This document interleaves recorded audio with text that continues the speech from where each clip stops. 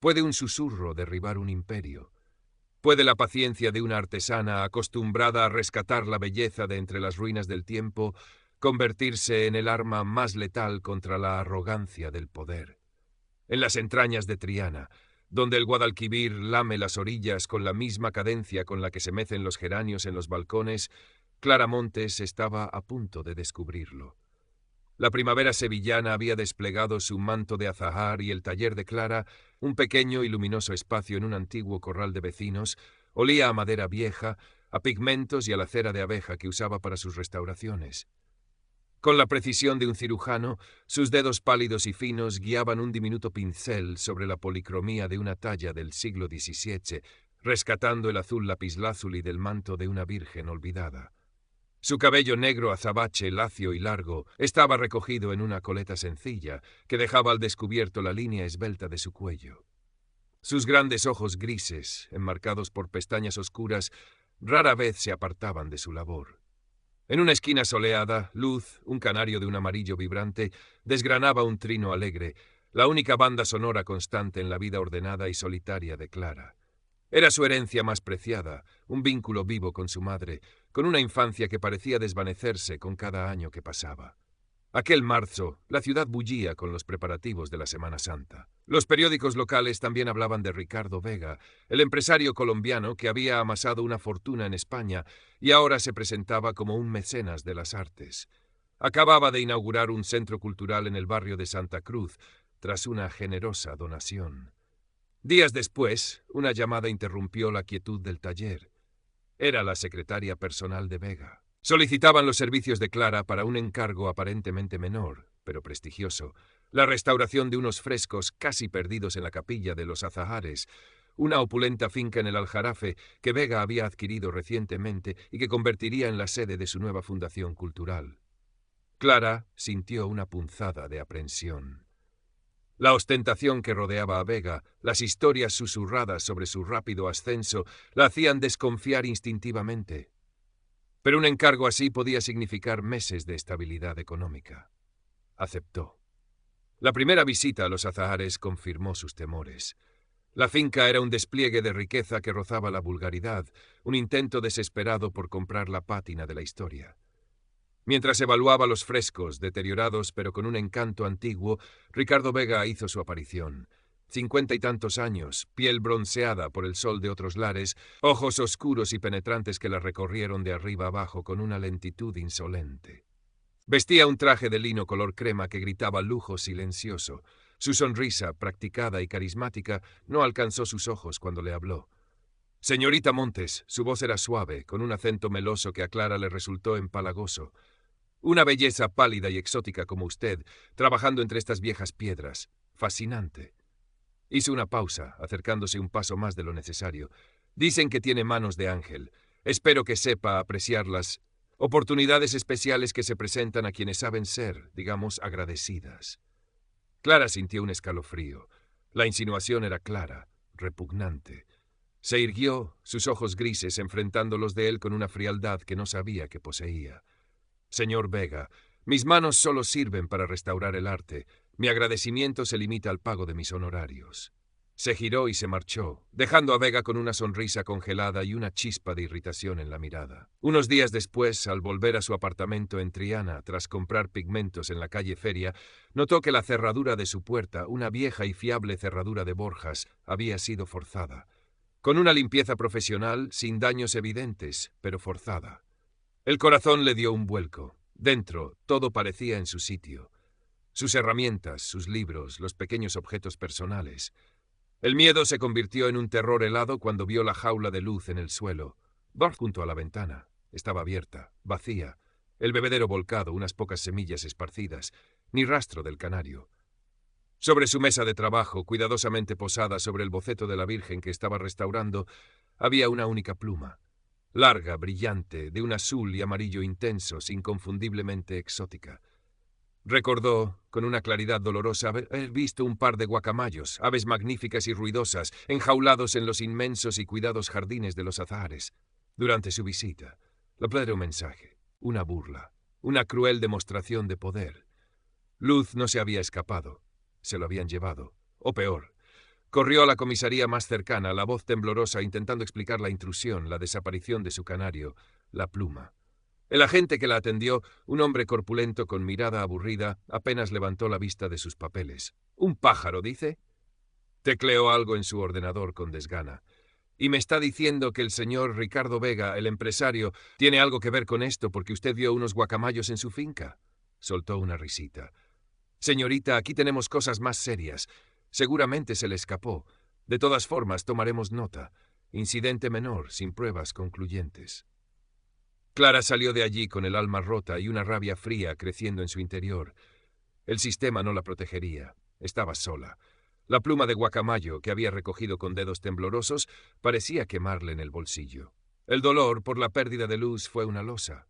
El silencio en el taller era ahora una tortura. Cada rincón le recordaba el trino ausente.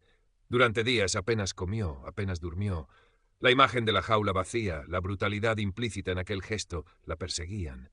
Pero Clara Montes, aunque de apariencia frágil, poseía una fortaleza interior forjada en la soledad y la autosuficiencia. La tristeza honda y punzante comenzó a ceder paso a una emoción diferente, una determinación gélida, una obsesión que se apoderó de cada fibra de su ser. Si el mundo consideraba la crueldad de Vega un incidente menor, ella se encargaría de demostrarles cuán monumental podía ser la caída de un hombre que se creía intocable. Haría caer a Ricardo Vega. No con violencia, pues no era su naturaleza, sino con la misma meticulosidad y paciencia con la que devolvía la vida a un lienzo agrietado. Despellejaría su reputación, capa por capa, hasta dejar al descubierto la podredumbre que ocultaba bajo su fachada de filantropía. Su taller se transformó. Los bocetos de santos y vírgenes fueron reemplazados por diagramas de empresas, recortes de prensa, fotografías de Vega en actos sociales. Su ordenador, antes dedicado a investigar técnicas de restauración, ahora rastreaba los movimientos financieros, las conexiones políticas, los rumores olvidados sobre el imperio Vega.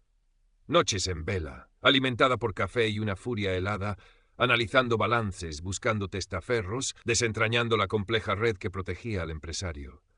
Compartió su dolor y sus incipientes sospechas con Mateo Herrera, su único amigo verdadero en Sevilla.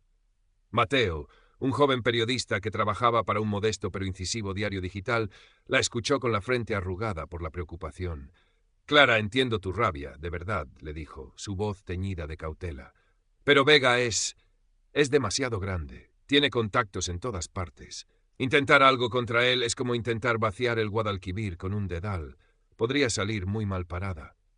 «No tengo nada que perder, Mateo», replicó Clara, sus ojos grises fijos, sin rastro de la timidez de antaño. «Ya me lo ha quitado todo». Viendo la inquebrantable resolución en su mirada, una determinación que lo asustó y lo admiró a partes iguales, Mateo suspiró. No podía disuadirla. Pero quizás, solo quizás, podría ayudarla a no ahogarse. Con muchas reticencias y bajo la promesa de un anonimato absoluto, le enseñó a utilizar herramientas de investigación digital más sofisticadas, cómo acceder a bases de datos públicas de empresas offshore, cómo rastrear movimientos de capital sospechosos. Solo para un artículo hipotético, ¿entiendes, Clara? Pura teoría. Ella sintió, pero ambos sabían que la teoría estaba a punto de convertirse en una práctica muy peligrosa. Con las nuevas habilidades, Clara se sumergió aún más profundo. Descubrió un patrón recurrente.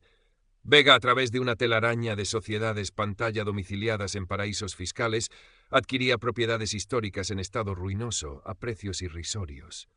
Luego, su Fundación Cultural Vega solicitaba y obtenía cuantiosas subvenciones europeas y nacionales para su restauración y puesta en valor.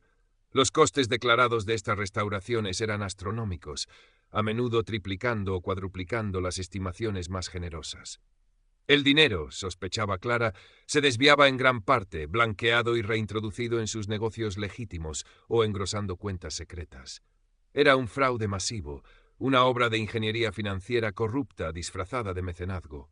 Pero necesitaba pruebas más directas, algo que conectara a Vega personalmente con el fraude, no solo a sus empresas. La Semana Santa sevillana, con su fervor y sus multitudes, le ofreció una oportunidad inesperada. La Fundación Vega organizaba unas jornadas de puertas abiertas en Los Azahares para mostrar los avances en la restauración de la finca, un evento dirigido a la prensa y a potenciales donantes. Mateo, usando sus credenciales de periodista, consiguió una invitación para un supuesto crítico de arte finlandés y su asistente. La asistente, por supuesto, era Clara, irreconocible con una peluca rubia discreta, gafas de montura gruesa y un traje sastre anodino. Mientras el supuesto crítico, un actor amigo de Mateo, instruido para hacer preguntas insulsas, distraía al personal, Clara, con el corazón latiéndole con la fuerza de un tambor de calanda, se escabulló del grupo. Conocía los planos de la casa principal por sus visitas anteriores. Se movió con la agilidad silenciosa de una sombra por los pasillos menos transitados, dirigiéndose al ala donde sabía que estaba el despacho privado de Vega. La puerta estaba cerrada, pero no con llave. Dentro el lujo era apabullante. Sobre la inmensa mesa de caoba un ordenador portátil estaba encendido y a su lado un disco duro externo. Seguramente Vega lo usaría para alguna presentación. Con manos temblorosas pero firmes, conectó una pequeña unidad USB que llevaba oculta. La copia de archivos comenzó. Cada segundo parecía una eternidad. Oyó pasos en el pasillo. El jefe de seguridad de Vega, un hombretón con cara de pocos amigos, pasó de largo, hablando por el móvil. Clara contuvo la respiración. Cuando la copia terminó, retiró el USB, salió del despacho y se reunió con el grupo justo cuando la visita concluía, el rostro impasible, aunque por dentro sentía que iba a desfallecer. Las siguientes semanas fueron un torbellino febril. En la soledad de su taller, Clara analizó los archivos copiados. Eran un tesoro. Correos electrónicos comprometedores, hojas de cálculo detallando transferencias a cuentas en las Islas Caimán, nombres de testaferros, incluso un borrador de un acuerdo con un político local para recalificar terrenos rústicos. Eran un tesoro. Correos electrónicos comprometedores, hojas de cálculo detallando transferencias a cuentas en las Islas Caimán, nombres de testaferros, incluso un borrador de un acuerdo con un político local para... Tenía suficiente para hundir a Vega y a varios de sus cómplices. Construyó el dossier con la misma paciencia con la que restauraba un fresco dañado. Cada prueba, cada documento, cada conexión expuesta con una claridad implacable. La pluma azul y amarilla de Guacamayo seguía sobre su mesa, un memento mori de su misión. Como un primer movimiento en una partida de ajedrez mortal, decidió poner a prueba la reacción de Vega. A través de una cadena de servidores anónimos y un correo electrónico encriptado de usar y tirar, filtró una información relativamente menor, una factura inflada de una restauración específica, pero con suficientes detalles para ser creíble, a un conocido y temido bloguero financiero que odiaba a los empresarios del perfil de Vega. A través de una cadena de servidores anónimos y un correo electrónico encriptado de usar y tirar, filtró una información relativamente menor, una factura inflada de una restauración específica, pero con suficientes detalles para ser creíble, a un conocido y temido bloguero financiero que odiaba a los empresarios del perfil de Dessen. El bloguero publicó la nota. No fue un escándalo nacional, pero sí un pequeño aguijón que llegó a oídos de Vega. Que subestimaba a Clara hasta el punto de ni siquiera considerarla una amenaza, no la relacionó con la filtración. Sin embargo, la noticia lo puso nervioso. Comenzó a moverse con más cautela, a presionar a sus contables, a revisar sus protocolos de seguridad. La semilla de la paranoia había sido sembrada. Clara observó desde la distancia, satisfecha. El gigante empezaba a sentir el suelo temblar bajo sus pies. La Feria de Abril llegó a Sevilla con su estallido de color, música y alegría desbordante. Ricardo Vega, como cada año, había montado una de las casetas privadas más lujosas y concurridas del Real, un santuario de poder donde agasajaba a la élite política, empresarial y social de Andalucía. Era su escenario predilecto para exhibir su influencia, su generosidad calculada, su imagen de hombre hecho a sí mismo y triunfador. Aquella noche, la primera del alumbrao, la caseta El Capricho de Vega rebosaba de invitados. Vestidos de flamenca ellas, trajes impecables ellos, brindaban con manzanilla y rebujito, mientras Vega, sonrisa radiante y copa en mano, se movía entre los grupos como un emperador en su corte. Pero la verdadera fiesta, la que Clara Montes había estado coreografiando durante meses con la precisión de una maestra extra de ceremonias invisible, estaba a punto de comenzar en un escenario mucho más amplio y devastador. Esa misma noche, mientras las sevillanas atronaban en el Real de la Feria, ocurrió. De forma coordinada, a través de múltiples proxies anónimos que hacían imposible rastrear el origen, el dossier completo compilado por Clara llegó a 3 destinos cruciales. La Unidad Central Operativa, UJO, de la Guardia Civil en Madrid, conocida por su implacabilidad en casos de gran corrupción. Un consorcio internacional de periodistas de investigación con sede en Bruselas, famoso por destapar escándalos financieros transnacionales. Y, como golpe de efecto adicional, a la redacción de El Confidente, el principal periódico digital de investigación de España, un medio que Vega había intentado silenciar en el pasado sin éxito. Clara, vestida con un sencillo traje de flamenca de un color discreto, el pelo recogido bajo un clavel rojo, un mantón cubriéndole parcialmente el rostro como si fuera una más de las miles de mujeres que paseaban por la feria, observaba la entrada del Capricho de Vega desde una distancia prudencial, oculta entre el bullicio de una caseta pública cercana. No necesitaba estar dentro. Su obra ya estaba en movimiento. Primero fue un murmullo, teléfonos móviles vibrando, rostros que pasaban de la alegría festiva a la incredulidad. Las primeras alertas de El Confidente comenzaron a saltar. Exclusiva, Ricardo Vega, investigado por presunto fraude masivo y blanqueo de capitales. Luego, las agencias internacionales recogieron la noticia del consorcio de periodistas. La onda expansiva fue instantánea. Dentro del Capricho de Vega, la música se detuvo abruptamente. Un asesor pálido como la cera se acercó a Vega y le susurró algo al oído. La sonrisa del empresario se congeló. Sus ojos oscuros buscaron una explicación, luego se llenaron de una furia helada. Intentó aparentar calma, tomar su móvil, pero sus manos temblaban. Los invitados comenzaron a cuchichear, a mirarse, algunos a dirigirse discretamente hacia la salida. El golpe final llegó cuando varias furgonetas discretas pero inconfundibles de la UCO, con agentes de paisano, se detuvieron frente a la caseta. Con una orden judicial en la mano, procedieron a entrar y a precintar el lugar, informando a Ricardo Vega que quedaba detenido preventivamente en el marco de una investigación por múltiples delitos económicos.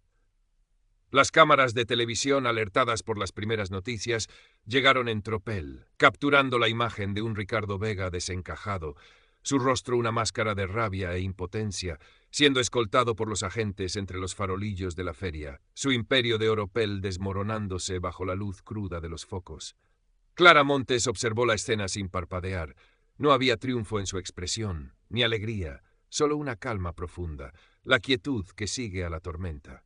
Una sensación de finalidad. Se ajustó el mantón y, con la misma discreción con la que había vivido siempre, se perdió entre la multitud que comenzaba a remolinarse, dejando atrás el caos y la caída del hombre que le había arrebatado a luz. En las semanas siguientes, el caso Vega se convirtió en el mayor escándalo financiero y de corrupción que España había visto en años. Las revelaciones del dossier de Clara, ampliadas por las investigaciones periodísticas y judiciales, pintaron un retrato demoledor. Una red de empresas pantalla, paraísos fiscales, sobornos a funcionarios, fraude de subvenciones europeas por valor de decenas de millones de euros y hasta posibles conexiones con el crimen organizado en su país de origen que había logrado mantener ocultas durante décadas. El imperio de Ricardo Vega se vino abajo como un castillo de naipes. Sus bienes fueron embargados, sus cuentas congeladas, sus amigos, influyentes lo repudiaron públicamente, negando cualquier conocimiento de sus actividades ilícitas. La Fundación Cultural fue clausurada, revelándose como el principal instrumento de su maquinaria de blanqueo. Intentó una huida desesperada a Colombia, pero una orden de arresto internacional cursada por la Audiencia Nacional Española permitió su detención en el aeropuerto de Bogotá justo cuando se disponía a abordar un jet privado. Extraditado a España, ingresó en prisión preventiva, enfrentándose a una petición fiscal de más de 30 años de cárcel. Su vida de lujo y poder había terminado de la forma más humillante posible. Clara siguió las noticias desde la distancia de su taller. Volvió a su rutina, a sus pinceles, a la madera y los lienzos. El silencio en el apartamento era ahora diferente. Ya no era el silencio doloroso de la ausencia de luz, sino un silencio más profundo, más pesado, cargado de secretos y de la conciencia de lo que había hecho. Mateo la visitó una tarde. Traía churros y chocolate, como en los viejos tiempos de la universidad. Se sentaron en el pequeño patio del corral de vecinos, entre las macetas de geranios. No hablaron de Vega, ni del escándalo. No hacía falta. Mateo miró a Clara, a sus ojos grises ahora insondables, y supo, o al menos intuyó, la magnitud de su intervención. Vio la transformación completa. La joven tímida y vulnerable había desaparecido, reemplazada por una mujer de una fortaleza silenciosa y temible. Su amistad, aunque perduraba, había cruzado un umbral. Había cosas que nunca se dirían, un abismo de conocimiento tácito entre ellos. Poco después, Mateo publicó una serie de reportajes de investigación sobre el caso Vega, que lo consagraron como periodista, ganando varios premios.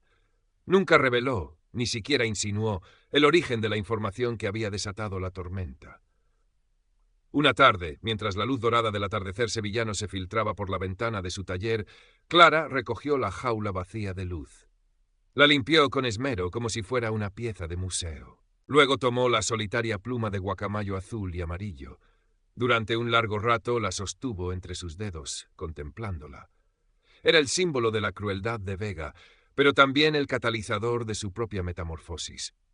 Se acercó al Guadalquivir al caer la noche, cuando el puente de Triana se encendía con sus luces. Miró las aguas oscuras y con un gesto lento abrió la mano. La pluma flotó un instante en el aire y luego fue arrastrada por la corriente, perdiéndose en la inmensidad del río. No sintió euforia, ni siquiera una satisfacción plena.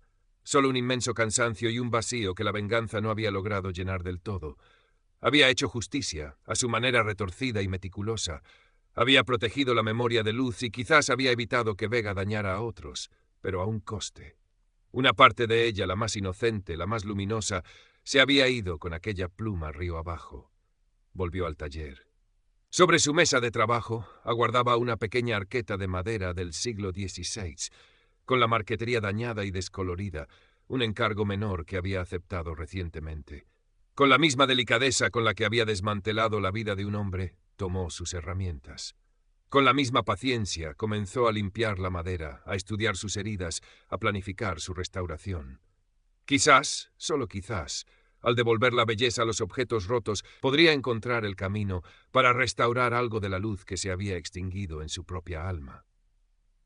El futuro era un lienzo en blanco incierto, pero en sus manos, ahora más firmes, más sabias, residía el poder de elegir los colores.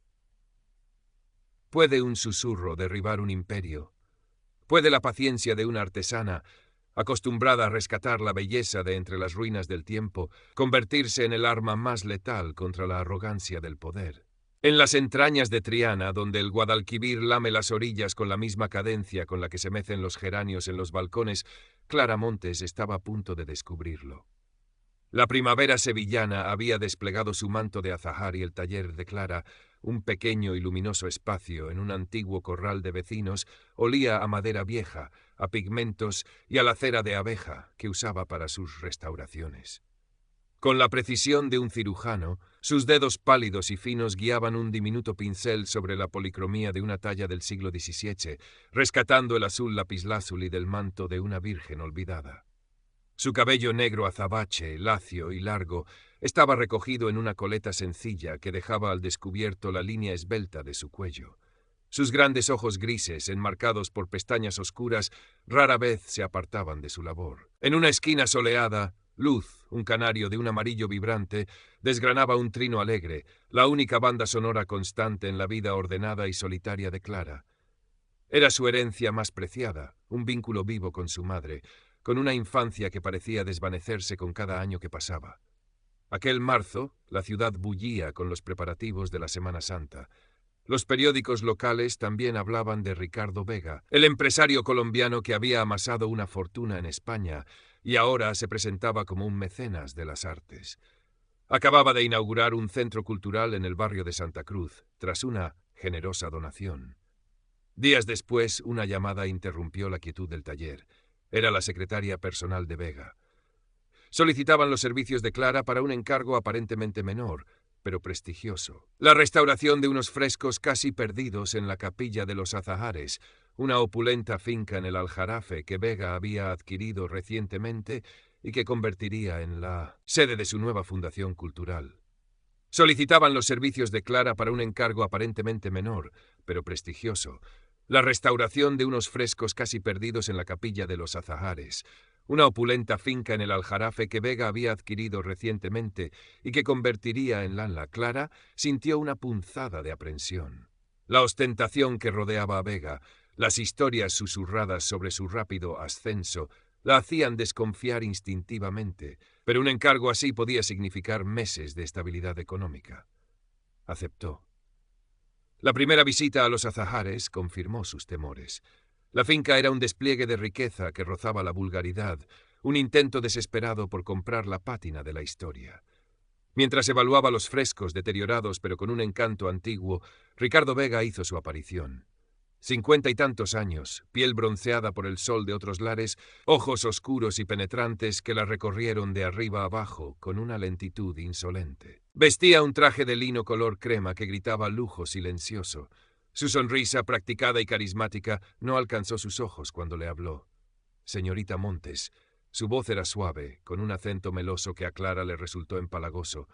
Una belleza pálida y exótica como usted, trabajando entre estas viejas piedras, fascinante. Hizo una pausa, acercándose un paso más de lo necesario. Dicen que tiene manos de ángel. Espero que sepa apreciar las oportunidades especiales que se presentan a quienes saben ser, digamos, agradecidas. Clara sintió un escalofrío. La insinuación era clara, repugnante. Se irguió, sus ojos grises enfrentando los de él con una frialdad que no sabía que poseía. Señor Vega, mis manos solo sirven para restaurar el arte. Mi agradecimiento se limita al pago de mis honorarios. Se giró y se marchó, dejando a Vega con una sonrisa congelada y una chispa de irritación en la mirada. Unos días después, al volver a su apartamento en Triana tras comprar pigmentos en la calle Feria, notó que la cerradura de su puerta, una vieja y fiable cerradura de Borjas, había sido forzada. Con una limpieza profesional, sin daños evidentes, pero forzada. El corazón le dio un vuelco. Dentro todo parecía en su sitio. Sus herramientas, sus libros, los pequeños objetos personales. El miedo se convirtió en un terror helado cuando vio la jaula de luz en el suelo, junto a la ventana. Estaba abierta, vacía. El bebedero volcado, unas pocas semillas esparcidas. Ni rastro del canario. Sobre su mesa de trabajo, cuidadosamente posada sobre el boceto de la Virgen que estaba restaurando, había una única pluma. Larga, brillante, de un azul y amarillo intensos, inconfundiblemente exótica. Recordó con una claridad dolorosa haber visto un par de guacamayos, aves magníficas y ruidosas, enjaulados en los inmensos y cuidados jardines de los azahares. Durante su visita, la pluma era un mensaje, una burla, una cruel demostración de poder. Luz no se había escapado, se lo habían llevado, o peor, corrió a la comisaría más cercana, la voz temblorosa intentando explicar la intrusión, la desaparición de su canario, la pluma. El agente que la atendió, un hombre corpulento con mirada aburrida, apenas levantó la vista de sus papeles. Un pájaro, dice. Tecleó algo en su ordenador con desgana.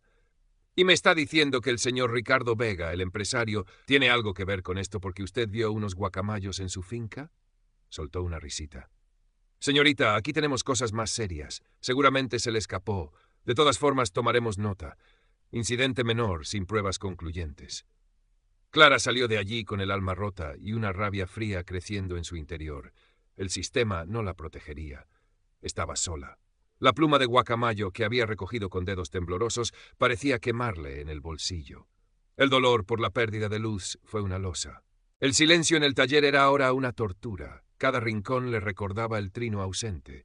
Durante días apenas comió, apenas durmió. La imagen de la jaula vacía, la brutalidad implícita en aquel gesto, la perseguían. Pero Clara Montes, aunque de apariencia frágil, poseía una fortaleza interior forjada en la soledad y la autosuficiencia. La tristeza, honda y punzante, comenzó a ceder paso a una emoción diferente, una determinación gélida, una obsesión que se apoderó de cada fibra de su ser. Si el mundo consideraba la crueldad de Vega un incidente menor, ella se encargaría de demostrarles cuán monumental podía ser la caída de un hombre que se creía intocable. Haría caer a Ricardo Vega. No con violencia, pues no era su naturaleza, sino con la misma meticulosidad y paciencia con la que devolvía la vida a un lienzo agrietado. Despellejaría su reputación, capa por capa, hasta dejar al descubierto la podredumbre que ocultaba bajo su fachada de filantropía. Su taller se transformó. Los bocetos de santos y vírgenes fueron reemplazados por diagramas de empresas, recortes de prensa, fotografías de Vega en actos sociales. Su ordenador, antes dedicado a investigar técnicas de restauración, ahora rastreaba los movimientos financieros, las conexiones políticas, los rumores olvidados sobre el imperio Vega. Noches en vela, alimentada por café y una furia helada, analizando balances, buscando testaferros, desentrañando la compleja red que protegía al empresario. Compartió su dolor y sus incipientes sospechas con Mateo Herrera, su único amigo verdadero en Sevilla. Mateo, un joven periodista que trabajaba para un modesto pero incisivo diario digital, la escuchó con la frente arrugada por la preocupación. «Clara, entiendo tu rabia, de verdad», le dijo, su voz teñida de cautela. «Pero Vega es demasiado grande. Tiene contactos en todas partes. Intentar algo contra él es como intentar vaciar el Guadalquivir con un dedal. Podría salir muy mal parada». «No tengo nada que perder, Mateo», replicó Clara, sus ojos grises fijos, sin rastro de la timidez de antaño. «Ya me lo ha quitado todo». Viendo la inquebrantable resolución en su mirada, una determinación que lo asustó y lo admiró a partes iguales, Mateo suspiró. No podía disuadirla, pero quizás, solo quizás, podría ayudarla a no ahogarse. Con muchas reticencias y bajo la promesa de un anonimato absoluto, le enseñó a utilizar herramientas de investigación digital más sofisticadas, cómo acceder a bases de datos públicas de empresas offshore, cómo rastrear movimientos de capital sospechosos. Solo para un artículo hipotético. ¿Entiendes, Clara? Pura teoría. Ella asintió, pero ambos sabían que la teoría estaba a punto de convertirse en una práctica muy peligrosa. Con las nuevas habilidades, Clara se sumergió aún más profundo. Descubrió un patrón recurrente. Vega, a través de una telaraña de sociedades pantalla domiciliadas en paraísos fiscales, adquiría propiedades históricas en estado ruinoso a precios irrisorios. Luego, su Fundación Cultural Vega solicitaba y obtenía cuantiosas subvenciones europeas y nacionales para su restauración y puesta en valor. Los costes declarados de estas restauraciones eran astronómicos, a menudo triplicando o cuadruplicando las estimaciones más generosas. El dinero, sospechaba Clara, se desviaba en gran parte, blanqueado y reintroducido en sus negocios legítimos o engrosando cuentas secretas. Era un fraude masivo, una obra de ingeniería financiera corrupta disfrazada de mecenazgo. Pero necesitaba pruebas más directas, algo que conectara a Vega personalmente con el fraude, no solo a sus empresas. La Semana Santa sevillana, con su fervor y sus multitudes, le ofreció una oportunidad inesperada. La Fundación Vega organizaba unas jornadas de puertas abiertas en los Azahares para mostrar los avances en la restauración de la finca, un evento dirigido a la prensa y a potenciales donantes. Mateo, usando sus credenciales de periodista, consiguió una invitación para un supuesto crítico de arte finlandés y su asistente. La asistente, por supuesto, era Clara, irreconocible con una peluca rubia discreta, gafas de montura gruesa y un traje sastre anodino. Mientras el supuesto crítico, un actor amigo de Mateo, instruido para hacer preguntas insulsas, distraía al personal, Clara, con el corazón latiéndole con la fuerza de un tambor de calanda, se escabulló del grupo. Conocía los planos de la casa principal por sus visitas anteriores. Se movió con la agilidad silenciosa de una sombra por los pasillos menos transitados, dirigiéndose al ala donde sabía que estaba el despacho privado de Vega. La puerta estaba cerrada, pero no con llave. Dentro el lujo era apabullante. Sobre la inmensa mesa de caoba un ordenador portátil estaba encendido y a su lado un disco duro externo. Seguramente Vega lo usaría para alguna presentación. Con manos temblorosas pero firmes, conectó una pequeña unidad USB que llevaba oculta. La copia de archivos comenzó. Cada segundo parecía una eternidad. Oyó pasos en el pasillo. El jefe de seguridad de Vega, un hombretón con cara de pocos amigos, pasó de largo, hablando por el móvil. Clara contuvo la respiración.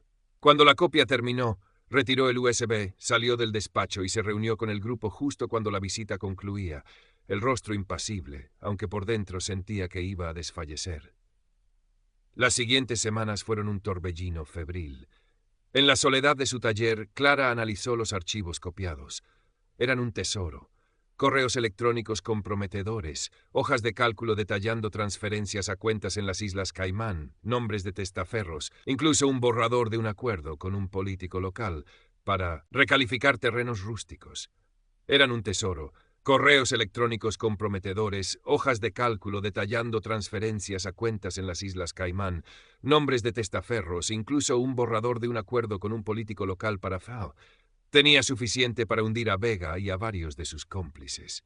Construyó el dossier con la misma paciencia con la que restauraba un fresco dañado. Cada prueba, cada documento, cada conexión, expuesta con una claridad implacable. La pluma azul y amarilla de Guacamayo seguía sobre su mesa, un memento mori de su misión. Como un primer movimiento en una partida de ajedrez mortal, decidió poner a prueba la reacción de Vega. A través de una cadena de servidores anónimos y un correo electrónico encriptado de usar y tirar, filtró una información relativamente menor, una factura inflada de una restauración específica, pero con suficientes detalles para ser creíble. A un conocido y temido bloguero financiero que odiaba a los empresarios del perfil de Vega.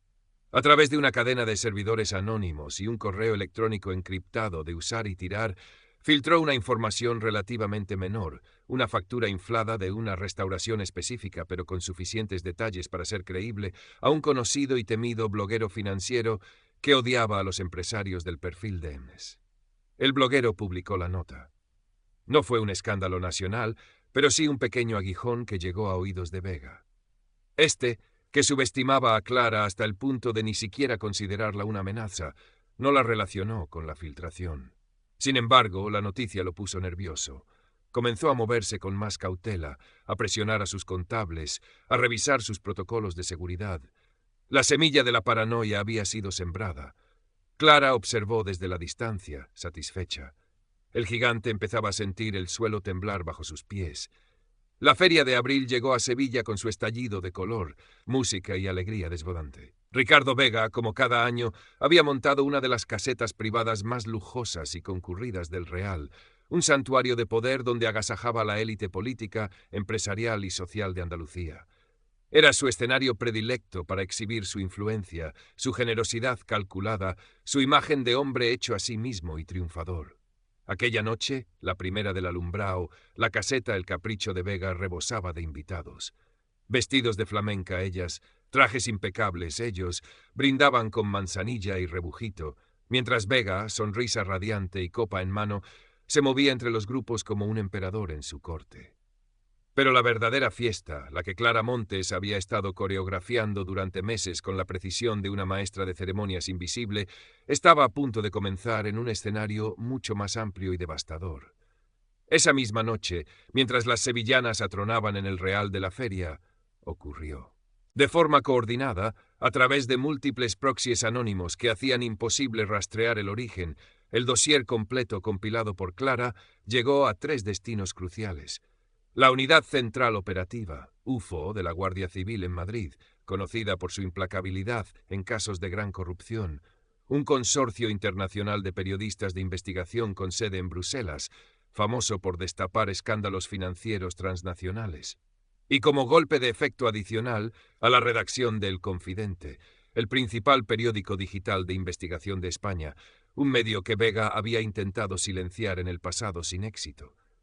Clara, vestida con un sencillo traje de flamenca de un color discreto, el pelo recogido bajo un clavel rojo, un mantón cubriéndole parcialmente el rostro como si fuera una más de las miles de mujeres que paseaban por la feria, observaba la entrada de El Capricho de Vega desde una distancia prudencial, oculta entre el bullicio de una caseta pública cercana. No necesitaba estar dentro.